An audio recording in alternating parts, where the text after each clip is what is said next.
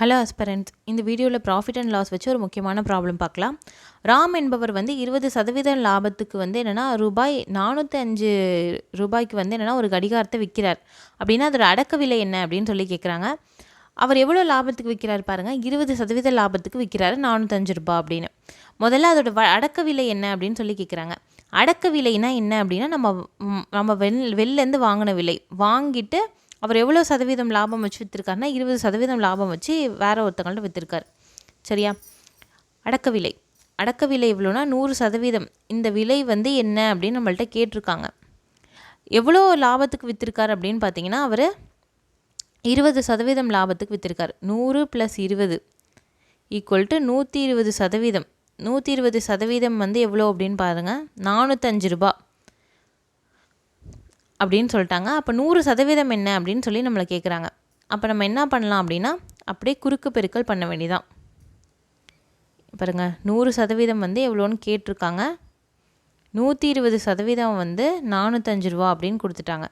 அப்படின்னா என்ன பண்ணலாம், அப்படியே குறுக்கு பெருக்கல் பண்ணலாம். இதில் ஃபஸ்ட்டு என்ன வரும் அப்படின்னா இது ரெண்டுத்தையும் பண்ணுங்கள். 100 × 405 டிவைடட் பையில் 120 அப்படின்னு வருமா? ரெண்டுத்தையும் குறுக்கு பெருக்கல் பண்ணால் என்ன வரும்னு பாருங்கள்.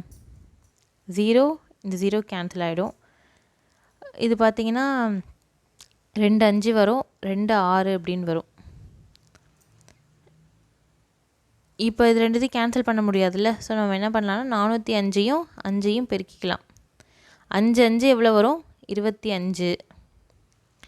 திரும்ப என்னென்னா 2 வரும், 2025 வரும். 2025/6 அப்படின்னு வருது.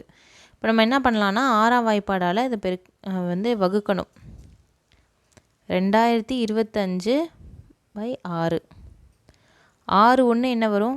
6 3 என்ன வரும்? 18 வருமா? மிச்சம் 2 இருக்கும், இங்கேயும் 2 இருக்கும். திரும்ப என்ன வரும்? 6 3 18. மிச்சம் 4 இருக்கும், 5 இருக்குமா? ஸோ 6 7 என்ன வரும் அப்படின்னா 42. இது மாதிரி போய்கிட்டே இருக்கும். ஆனால் நம்மளுக்கு இது தேவையில்லை, ஏன்னா 337 அப்படின்றது தான் ஆன்சரில் இருக்குது. ஸோ அதை ஈஸியாக போட்டுடலாம். மீதியெல்லாம் வந்து ரொம்ப டிஃப்ரென்சஸாக இருக்குது. 337 அப்படின்னு வந்து ஆப்ஷனை பார்த்தீங்கன்னா எப்போதுமே சிம்பிளிஃபிகேஷன் பண்ணும்போது கொஞ்சம் ஈஸியாக இருக்கும். நம்ம ஃபுல்லாக சிம்பிளிஃபை பண்ணிட்டு போயிருந்தால் நம்ம டைம் தான் வேஸ்ட் ஆகும். ஸோ 337 அப்படின்னு வேறு எந்த ஆப்ஷனுமே இல்லை, இது மட்டும் தான் இருக்குது. ஸோ 337.5 தான் இருக்கும் அப்படின்னு நம்ம தெரிஞ்சுக்கலாம். இங்கே அப்படி போட்டாலும் மிச்சம் என்ன ஆப்ஷன் வரும்னா 45லேருந்து 42 போனால் இங்கே 3 வரும். பாயிண்ட் வச்சு 0 சேர்த்தோன்னா 6 5 என்ன வரும்?